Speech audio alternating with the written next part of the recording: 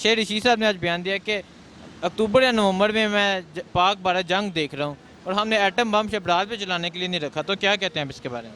शेख रशीद 22 करोड़ आवाम की नुमाइंदगी करता है और जो बात करता है बिल्कुल ठीक बात करता है। मैं उसका बहुत बड़ा फ़ैन हूँ और ये एटम बम हमने इसीलिए रखा हुआ है। बिल्कुल ये उन्होंने ठीक कहा है शेख रशीद ने।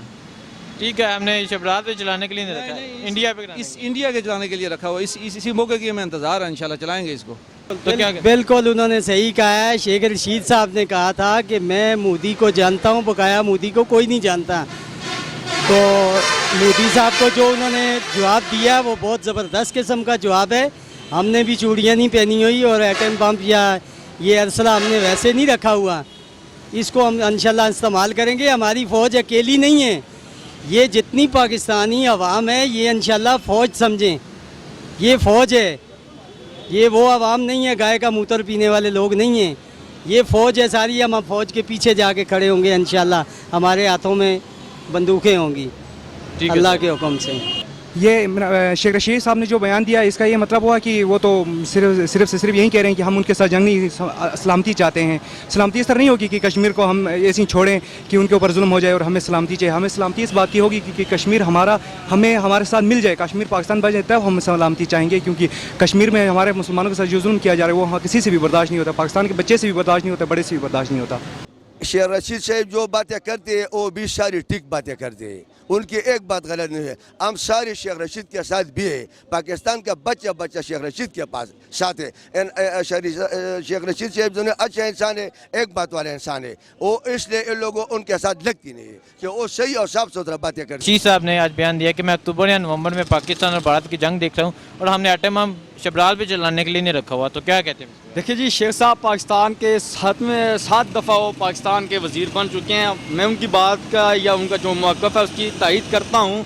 एटम बम वाली बात की मैं उनको तस्लीम करता हूँ कि उन्होंने जो कहा कि एटम बम हमने रखने के लिए नहीं है, कि अपनी शादी के लिए नहीं रखे, जंग के लिए रखे हैं, इस बात की तायीद करता हूँ। लेकिन वो जो नवंबर की जंग की पेशन गोई कर रहे हैं, इस बात का मैं उनके ख़िलाफ़ हूँ कि ये गलत बात है। अभी तक ऐसे ठीक है, हालात कश्मीर के हालात ख़राब है, पाकिस्तान के अंदरूनी बैरूनी हालात ख़राब है, लेकिन पहले ही दुश्मन को अपनी कमज़ोरियाँ नहीं बतानी चाहिए कि पाकिस्तान और इंडिया के दरमियान नवंबर में जंग छेड़ेगी या दिसंबर में। ऐसी कोई बात नहीं है। शेख साहब ने थोड़ी सी गलत बात कर दी है, लेकिन कोई बात नहीं। लेकिन वो भी पाकिस्तान के मिनिस्टर है, बेहतर जानते। शेख रशीद ने बड़े देर से, जब से एटम बम का पहली दफ़ा टेस्ट हुआ था उस वक्त शेख रशीद साहब ये कह रहे हैं और बिल्कुल ठीक कह रहे हैं। हम आखिरी हद तक जाएंगे कश्मीर के लिए और हम इस फोरम पे नहीं अगर हल हुई तो जंग में इस मसले को हम हल करेंगे। देखें, एटम बम का जहाँ तक हम नाम लेते हैं तो वो एक मैस डिस्ट्रक्शन की चीज़ है। ठीक है, जंग लड़ेंगे, सफारती ताल्लुकात ख़त्म करने चाहिए या इस तरह की जंग लड़ें। अगर इसके बावजूद भी अगर इंडिया अपनी जारियत पे कायम रहता है तो फिर जंग की तरफ हमें आना चाहिए। लेकिन ये नहीं है कि हमारा पहला ही कदम जंग हो और हम जंग से ही स्टार्ट करें चीज़ों को। शाह साहब ने सफारती तल्लुकात ख़त्म कर दिए हैं और उनकी हदूद भी, हवाई हदूद भी ख़त्म कर दिया। तो क्या कहते हैं? मैं बिल्कुल मुत्तफ़िक हूँ इस चीज़ से। ये हमें आज नहीं बहुत पहले कर देना चाहिए था, जब क्योंकि आज 21वां या 22वां रोज़ है कर्फ्यू को। ये चीज़ें हमें तब से ही कर देनी चाहिए थी। तमाम सफारती ताल्लुकात ख़त्म करके फ़ज़ाई हदूद को बंद कर देना चाहिए था। ये अब हमने फ़ैसला किया है, देर आए दुरुस्त आए, ये फ़ैसला सही है। शेख रशीद साहब ने आज बयान दिया कि मैं अक्टूबर या नवंबर में पाक भारत जंग देख रहा हूँ, हमने एटम बम शबरात या शादी वगैरह पे चलाने के लिए नहीं रखा हुआ। तो क्या कहते हैं इसके बारे में? हाँ, होना चाहिए। हमारी तो हम लोग तो शहादत के लिए, मुसलमान का ईमान ही शहादत है, जिहाद है। सब लोगों को जिहाद के लिए भी तैयार रहना चाहिए। और अगर एटम बम या कोई भी बम चल जाए, हाइड्रोजन बम क्यों ना चले, तो कश्मीर के लिए अगर हमें लड़ना पड़ता है, मुसलमानों के लिए लड़ना पड़ता है, तो हमें लड़ना चाहिए। और एटम बम की ज़रूरत पड़े तो चलाना चाहिए। हम मरने के लिए, शहादत के लिए पूरी कौम। सर वो तो नहीं कर सकता क्योंकि हम 22 करोड़ अवाम पाक फौज के साथ है, तो हमारे दिलों में कलीमा ला इलाहा इल्लल्लाह मुहम्मद रसूलुल्लाह का। तो इंशाल्लाह अगर वो करेगा तो हमारे पास भी है इंशाल्लाह।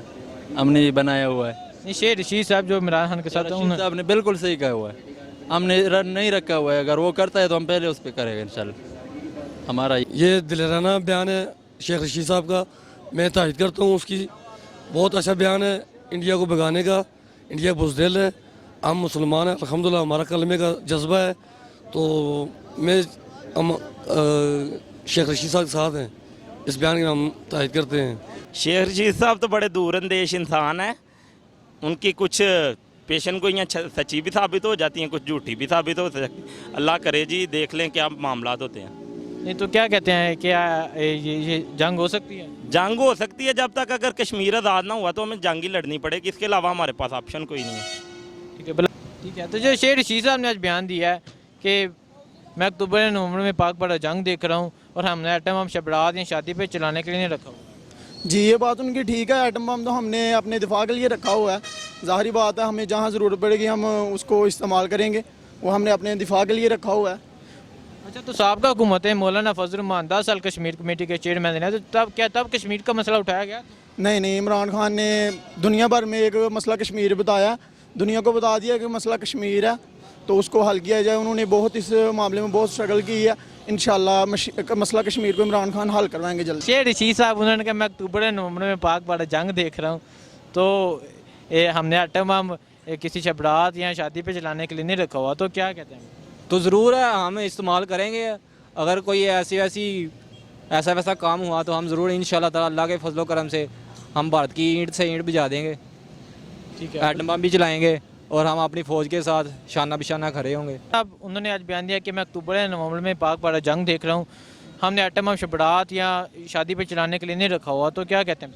जी बिल्कुल, शेख रशीद साहब के बयान से बिल्कुल सहमत हैं हम, क्योंकि उन्होंने जितने बयान दिए हैं तकरीबन 95 तो बिल्कुल सच्चे हुए हैं। तो हो सकता है क्योंकि इंडिया ने अभी तो बहुत अखीर कर दी हुई है, कश्मीर में बहुत जुल्म हो रहा है, और उसके बाद ये जो दुबई वालों ने किया है ये तो सरासर जुल्म किया है, क्योंकि उन्हें मोदी को अवार्ड दे रहे हैं।